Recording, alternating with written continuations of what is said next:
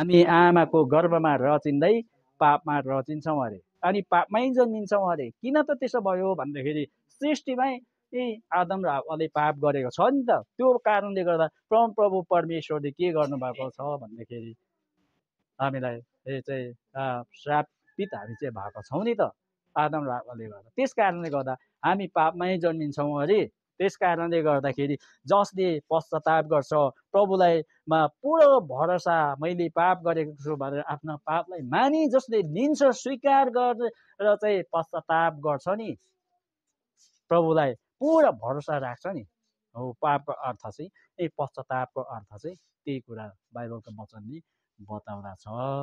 त्यही कुरा आजको वचनको शीर्षकले बताउँदछ। हाम्रो पापलाई त्यागेर, मैले अघि भने हाम्रो पापलाई त्यागेर हाम्रो जीवनलाई परमेश्वरमा फर्काउनु, पुरा फर्काउनु। कतिपय अब चाहिँ संसारकोतिर पनि, संसारको कुराहरूतिर पनि माया गर्ने हुन्छ, अनि यता वचन सुनिन्छ, विभिन्न अब सेवा सङ्गति गरिन्छ, त्यता पनि मन लगाउने, अनि संसारतिर फेरि गयो त्यतै रमाइलो, त्यतै मन लगाउने, त्यो चाहिँ पश्चातापी जीवन भनिँदैन, क्रिस्चियन जीवन भनिँदैन। त्यस्तोहरू पनि हामी छौँ नि त, धेरैजना छौँ होइन। यो ठाउँमा त थोरै छौँ, तर अरू ठाउँमा धेरै। मैले अस्ति तराईतिर गएर आएँ, त्यतिखेरको धेरै गवाईहरू पनि सुनाएँ, तर त्यो चाहिँ क्रिस्चियन जीवन भनिँदैन। हामीले हेर्नुहोस्, क्रिस्चियन जीवन भनेको चाहिँ हो संसारतिर हामी जानु हुँदैन, संसारको कुरालाई सुन्नु हुँदैन, संसारको काम कार्यहरूमा संलग्न हुनु हुँदैन, काम गर्नु हुँदैन, त्यहाँ जानु हुँदैन भन्ने कुरा होइन। तर जाने हो, गर्ने काम के हो, बोल्ने कुरा के हो, त्यहाँ रमाइलो गर्ने कुरामा, सबै कुरामा हामीले ध्यान दिनुपर्छ। त्यसलाई चाहिँ क्रिस्चियन जीवन तपाईँ मैले भनिन्छ। हेर्नुहोस् है त, यहाँनिर तपाईँ र मैले मर्कुसको पुस्तकलाई एकचोटि हेर्छौँ है त। मर्कुस 1 अध्याय।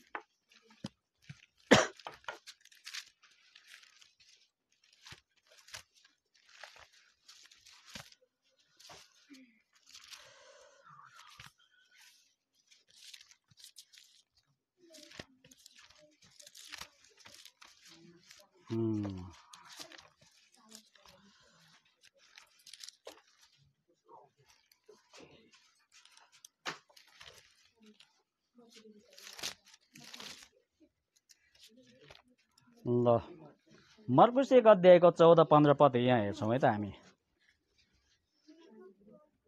अब मर्कुस 1 अध्यायको 14 पद 15 पद भन्न यहाँ हामीले हेर्दैछौँ होइन। अब यहाँ के भन्छ, 1 अध्यायले 14 अध्याय 1 पदको 1 अध्यायको 14 पदले हामीलाई के बताउँछ भन्दाखेरि, अब योना पक्राउमा परेपछि परमेश्वरको प्रचार सुसमाचार प्रचार गर्दै येशू गालिलमा आउनुभयो। आमेन। अनि 2ले भन्छ, उहाँले भन्नुभयो, समय पुरा भएको छ र परमेश्वरको राज्य नजिक आइपुगेको छ, पश्चाताप गर र सुसमाचारमा विश्वास गर। आमेन। अब यो के भन्छ, जब बप्तिस्मा दिने योना चाहिँ पक्राउ पर्यो, त्यो कुरा सुन्नुभयो प्रभु येशू ख्रिस्टले, अनि पवित्र आत्मा परमेश्वरको प्रचार गर्दै जब योना पक्राउ परेपछि कहाँ जानुभयो प्रभु येशू ख्रिस्ट भन्दाखेरि गालिलीतिर, गालिलमा जानुभयो प्रचार गर्दै।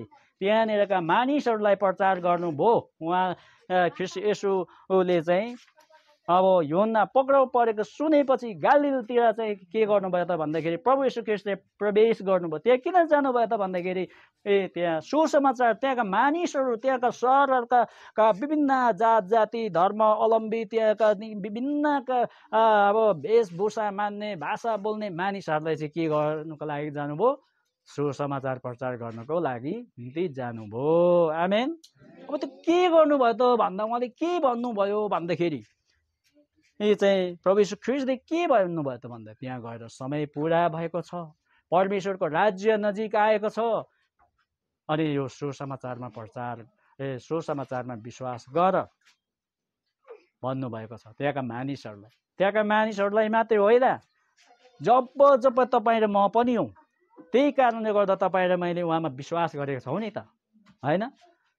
हामीले उहाँको सुसमाचारै नसुनेको भए हामीले के विश्वास गर्थ्यौँ। अहिले पो अब कति कुना कन्द्रा विभिन्न ठाउँमा सुसमाचार नपुगेको ठाउँ कहीँ पनि छैन।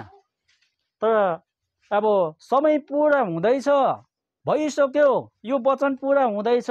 त्यसो भएको कारणले गर्दा शैतानले नि पुरा कब्जामा संसारलाई अब कब्जामा मुठीमा पारिसकेको छ। मान्छेले हतपत्त गर्दैन, प्रभुमा प्रवेश गर्दैन। अब समय पुरा भइसक्यो, जो कि परमेश्वरको राज्य कति आउनु पर्ने अब सबै समय पुरा भइसकेको छ। यो वचन चाहिँ पुरा भइसकेको छ। त्यसो भएको कारणले गर्दा हामी धेरै सुसमाचार प्रचार कति गर्छौँ, कति प्रार्थना गर्छौँ, तर पनि अब गाह्रो छ, आउँदैन मान्छेहरू। शैतान अब संसारको रमझमै भुलेको छ। कति रोगी बिरामीहरू छ यहाँनिर, कति कस्तोका विभिन्न खालको मानिसहरू छ, तर पनि उहाँहरूले बुझ्दैन। अब सुसमाचार नपुगेको ठाउँ कहीँ छैन। अनि तपाईँ र मलाई चाहिँ उहाँले चुन्नुभयो, उहाँले चाहिँ तपाईँ र मलाई चाहिँ के गर्नुभयो, छान्नुभयो। किन भन्दाखेरि उहाँको महिमा गर्ने छोराछोरी भनिन्छ नि। हामी जस्तोले के परमेश्वरको सेवा गर्छौँ होला, तर उहाँले चुन्नु भएको छ नि त हामीलाई, होइन? नत्र भए त उहाँ चाहिँ स्वार्थी हुनुहुन्थ्यो भने त धनी धनी मानिसलाई, बाठो बाठो मानिसलाई, धेरै पढेको मानिसलाई चाहिँ धेरै बाठो बाठो मानिसहरूलाई चुन्नुहुन्थ्यो होला नि त। तर उहाँले त्यस्तो चाहनुहुन्न। उहाँले जो चाहिँ समस्यामा परेको छ, दुःख पीडामा, रोगले सताएको छ, त्यो व्यक्तिलाई, लडेको व्यक्तिलाई, लडेको मान्छेलाई चाहिँ उहाँले उठाउनुको निम्ति यस धरतीमा उहाँ आउनुभयो, उठाउनु भयो। आमेन।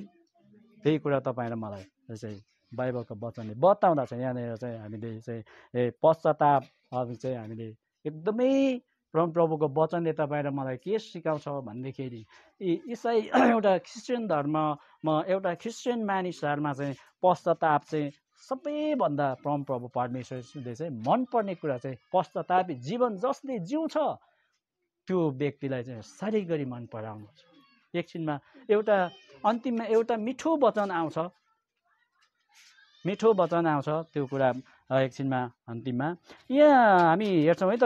रोमी 3 अध्यायलाई हामी निकै पढाउँछौँ ल। रोमी 3 अध्याय, रोमी 3 अध्यायको 23 पद, यो सबैले पढिरहेको वचन हो, सुनिरहेको वचन हो, हामीले कतिपय बोलेको वचन पनि हो। अब रोमी 3 अध्यायको 23 पदले के भन्छ तपाईँ र मलाई भन्दा, किनकि सबैले पाप गरेका छन् र परमेश्वरको महिमासम्म पुग्नबाट चुकेका छन्। आमेन। सबैले पाप गरेको छ अरे, संसारले सबैले पाप गरेका छन्। त्यो भएको कारणले गर्दाखेरि परमेश्वरको महिमासम्म पुग्नबाट मानिस चुकेका छन्, होइन? हेर्नुहोस् है त, मैले अघि नै भने नि त, मानिस चाहिँ आमाको गर्भमा रचिँदै पापमा रचिन्छ, अनि जन्मिँदा पापको भारी बोकेर जन्मिन्छ है। अनि परमेश्वरको महिमासम्म पुग्न चाहिँ बाट चुकेका छन्।